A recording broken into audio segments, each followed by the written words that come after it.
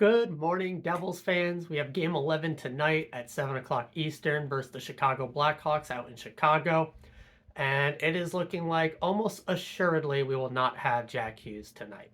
Few updates in that area. We did get an Elliot Friedman tweet coming out saying that it looks like we did avoid the worst case scenario of the situation and that Jack will be on the road to recovery, although obviously we don't have a time frame as of yet because yesterday there was no skate, no nothing, so no media availability.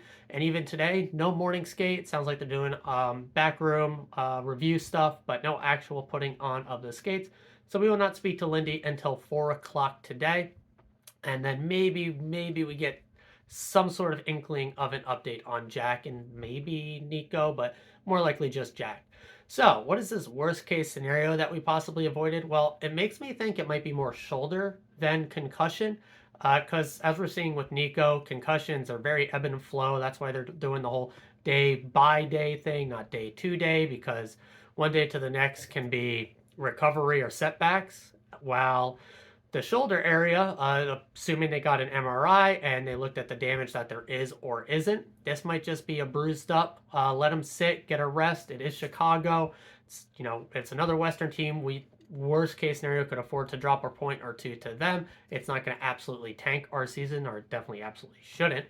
But the worst case could have been, needing season-ending surgery because he has had some shoulder issues and stuff like that. So that's kind of why it leads me to believe this might be more shoulder than concussion, although obviously I'm just armchair doctoring over here trying to piece together what little info we have gotten to kind of give you guys just at least for my head is out on it. But at least the fact that it does seem worst case scenario was avoided and that this should not be even medium to long term, looking more short term here for Jack is good news. Now, I'm not at the great news stage yet until we get some official timeline out of the team or what actually is going on. But again, at least it is not the worst case scenario. From there, other injury related topic is the return of Taylor Hall for Chicago. Now, the reason this is most pertinent to us is because basically since he's left, Chicago has not had a line that has been able to drive offense consistently at all. Really, it was only the Taylor Hall, Connor Bedard line in the very limited time they did get together at the start of the season that actually had some very solid numbers.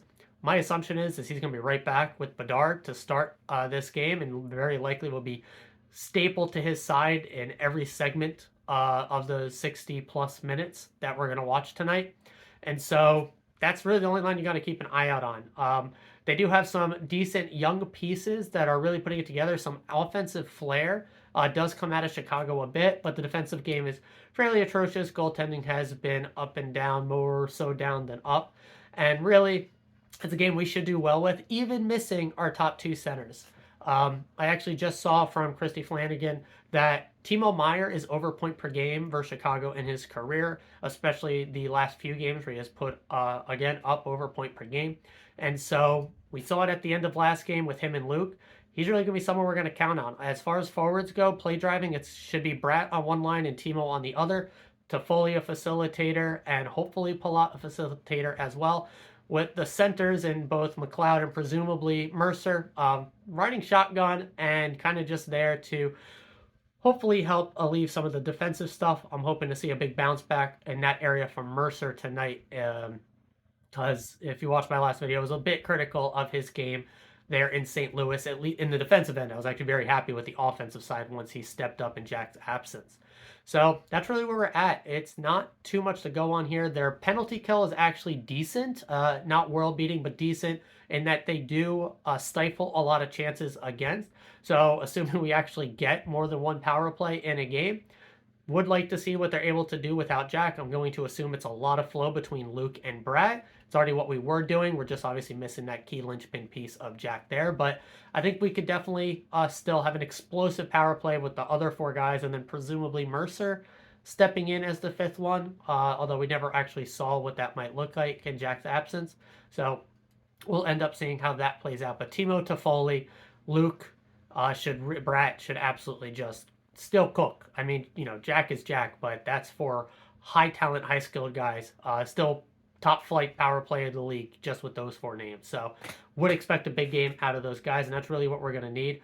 I would expect we're going to see Vitek again, although I would not be upset at seeing Schmid. Vitek has taken the lion's share of games. Schmid, I thought, had a very good outing in St. Louis and would not mind seeing him get the net again to just see if we can keep that ball rolling with him. Because if both of our goalies could hopefully find some actual consistency, that would go a long way for keeping this team buoyed in the playoff position while we wait for our two big boys to return from injury.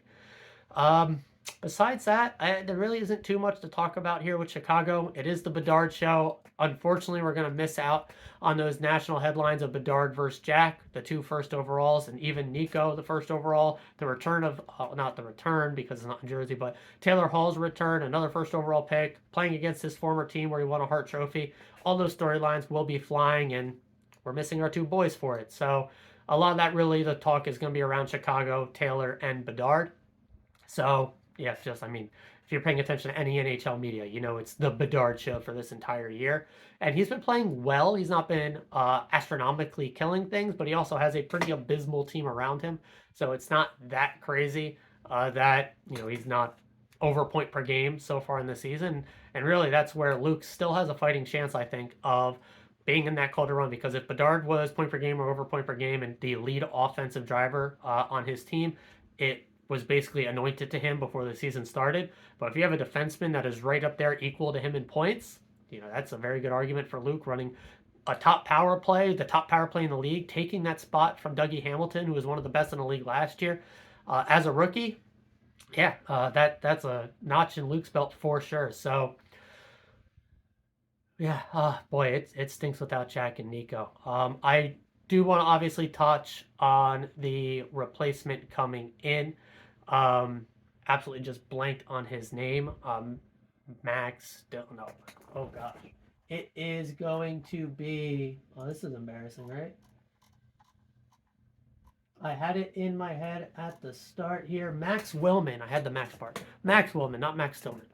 Ooh, that's why you should start editing videos and getting an editor, people. But we do these raw. So, he is point per game. I know that in the AHL. He's got, I believe it's 3 goals, 4 assists, point per game.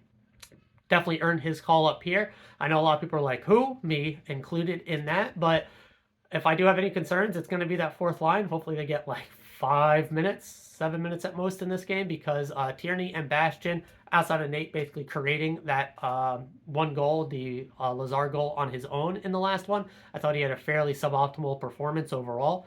And really the last few string of games, I think really since Mikey left the line, has not been Nate's best. So a Tierney, Willman, Bastian line is not one I'm really looking forward to.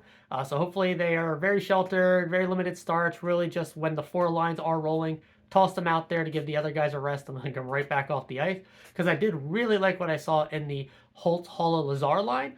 And even again, the Timo, Mercer, Toffoli line looked good with Timo driving it. And then we knew what the Mikey, Bratt, Palat line has looked like with Bratt just being Bratt.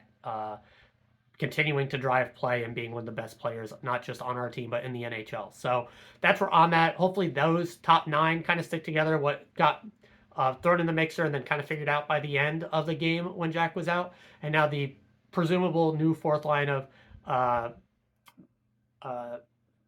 Willman, Tierney, and Bastian. Maybe they click and it's just something awesome and they get a few more minutes. Otherwise, I really don't want to see too much of them on the ice in this one.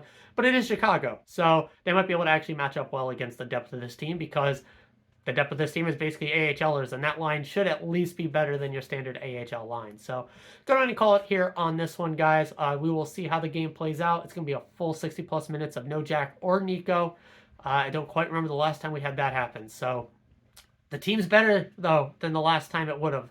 We got Toffoli. We have Timo. Those are guys that are former play drivers and best players on their team from last season.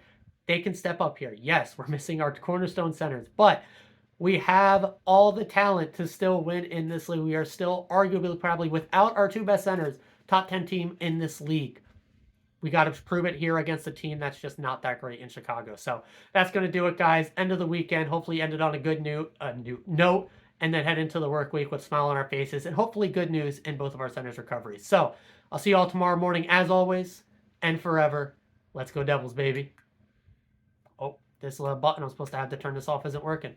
And